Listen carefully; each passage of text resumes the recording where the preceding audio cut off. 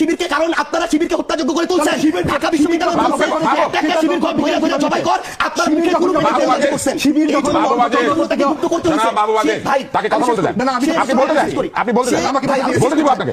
এনসিপির দলীয় অবস্থান, এনসিপির মনে হয়েছে নির্বাচনী জোটে তার যাওয়া প্রয়োজন।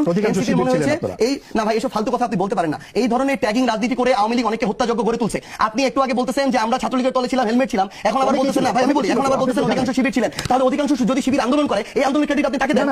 আপনি আমাকে এটা বলেন, আমি সার্জিস আলম 2017 সালে যেদিন ঢাকা বিশ্ববিদ্যালয়ে গেছি, ওই ঢাকা বিশ্ববিদ্যালয়কে যখন এরকম ছাত্রলীগের আওয়ামী লীগের অধীনস্থ একটা ক্যাম্পাস বানিয়ে রাখা হয়েছিল, আমাকে যখন গণরুমে প্রথম দিন গিয়ে উঠতে হলো তখন আপনার কথাই ছিল যখন না কোনোদিনও না, আপনি আমার কথা না শুনে আপনি বলতে পারেন না। আমাকে যখন গণরুমে থাকতে হলো, গেস্ট রুমে আমাকে শুনতে হবে, আপনার কথা আমি বলিনি। আমাকে যখন গণরুমে রাখছে, গেস্ট রুমে রাখছে, আমাকে যখন অত্যাচার করলো, নির্যাতন করলো, না শেষ করতে হবে ভাই। আপনি যখন পড়ছেন তখন এটা ছিল কিনা আমি জানি।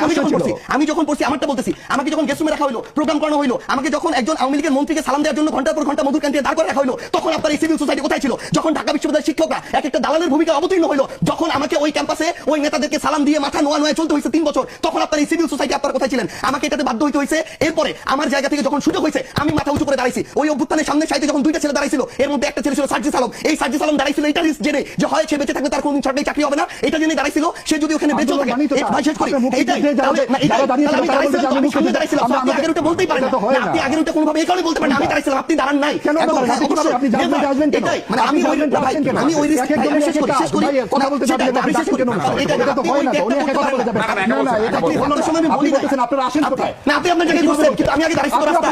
আপনি আপনার জায়গায় বসেন, কিন্তু 18 তে করেন, আপনি শুধু 24 আমার 14 তে বয়স কত জানি না, আপনি কিভাবে কথা বলেন অংশগ্রহণ বলতেছেন? ছাত্র রাজনীতির যে ব্যাপার আছে সেটা আমার যখন করার ছিল আমি করেছি। আমি শেষ করি তর্কের কিছু না। আপনারা ব্যর্থ হয়েছেন, আপনারা প্রবীণ সবাই ব্যর্থ হয়েছে শিবিরকে, কারণ আপনারা শিবিরকে হত্যাযোগ্য করে তুলছেন।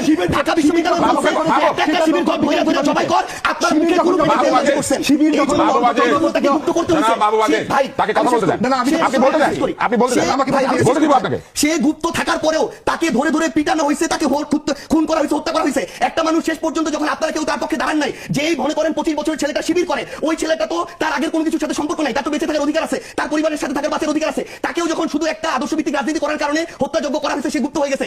এই গুপ্ত হওয়ার কারণে আপনি যদি তাকে এখন দায় দেন, এই দায় আপনারও নিতে হবে, সে কেন গুপ্ত হইতে হইলো। আর আমার কথা যদি ভাই মানে দিন শেষে শুধু একটা জিনিস মনে রাখতে হবে ভাই, দিন শেষে শুধু একটা জিনিস আপনি অবশ্যই ভাইকে দিবেন, দিন শেষে শুধু একটা জিনিস মনে রাখতে হবে, যেটা হচ্ছে আমরা পুরো প্রেক্ষাপটটা না জেনে ব্যক্তিগত চিন্তা কারো উপরে চাপিয়ে দিতে পারি না। এনসিপির রাজনীতি করবে, এনসিপি নির্বাচনের প্রয়োজনে সেটা করেছে, নির্বাচন শেষ হয়েছে। এখন এনসিপির যেটা বাংলাদেশের স্বার্থে, জনগণের স্বার্থে দলকে সামনের দিকে এগিয়ে নিয়ে যাওয়ার